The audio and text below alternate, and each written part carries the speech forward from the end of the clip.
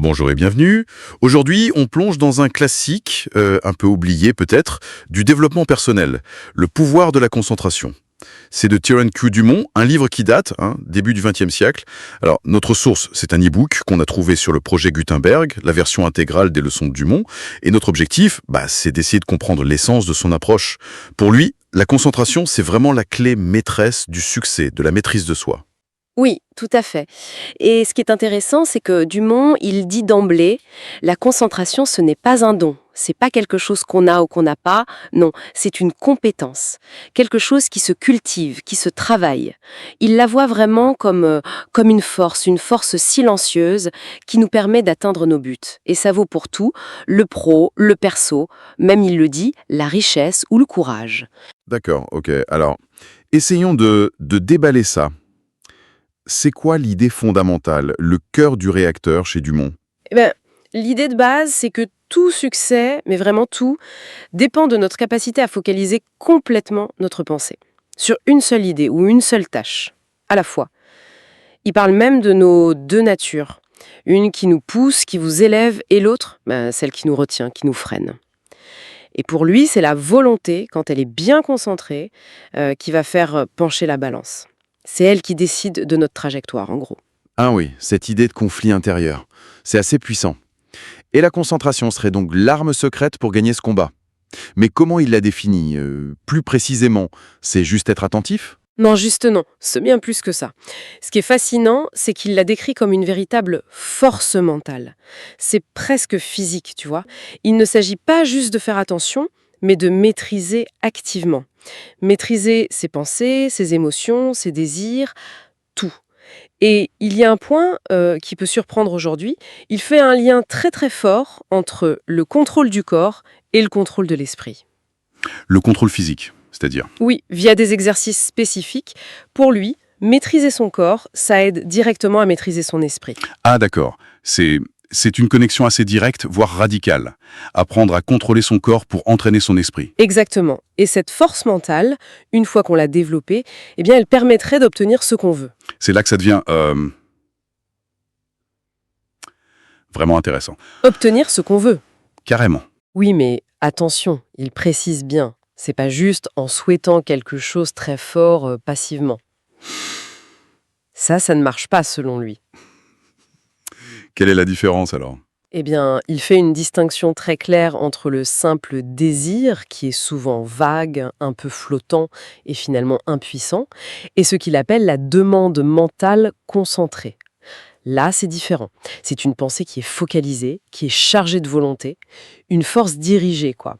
Et cette force, selon lui, elle est capable de façonner les circonstances, d'influencer les événements. Il donne un exemple assez frappant, l'histoire d'un courrier qui serait devenu président de banque. Uniquement, dit-il, par la force de sa concentration sur cet objectif unique. Waouh! Donc pour lui, la pensée concentrée, c'est presque une force créatrice? Un outil pour modeler sa propre vie, sa réalité? Absolument, il l'affirme très clairement. Avec cette pensée concentrée, soutenue, on peut devenir ce qu'on veut être. On peut attirer le succès en affaires, on peut inspirer confiance aux autres, et même, il va jusque-là, influencer les autres. La clé de tout ça, il le répète sans cesse, c'est de développer et d'appliquer sa volonté. Encore et encore. D'accord.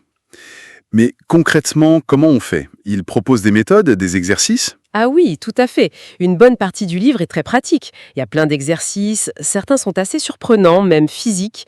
Par exemple, apprendre à s'asseoir parfaitement immobile pendant un certain temps. Immobile. Oui, sans bouger du tout.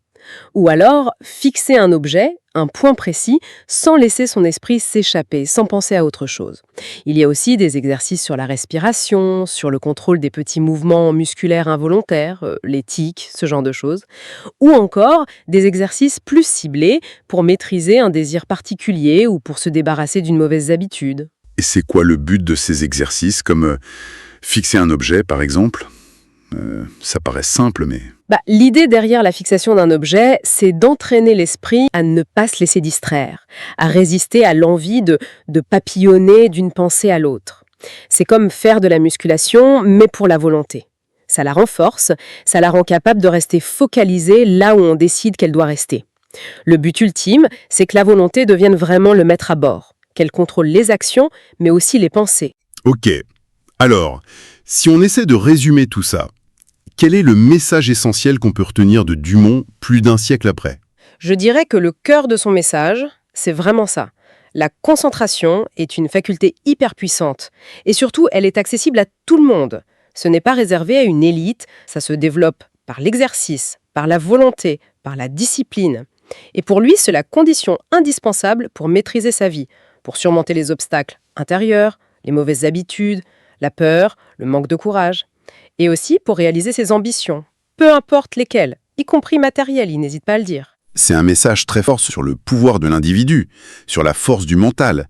C'est presque à contre-courant de beaucoup de discours actuels, non? Où l'on insiste sur les influences extérieures, sociales, etc. C'est vrai, c'est très individualiste comme approche. Et ça soulève une question intéressante, je trouve, pour nous aujourd'hui. Quelle est la part réelle de ce contrôle mental volontaire sur nos vies? Jusqu'où va vraiment le pouvoir de notre volonté face aux circonstances, aux autres, à la société, ou même face à ce qu'on sait maintenant du cerveau, des biais cognitifs? Où sont les limites de cette volonté? C'est une réflexion qui reste, je pense, totalement pertinente. Absolument. Une question qui mérite d'être posée.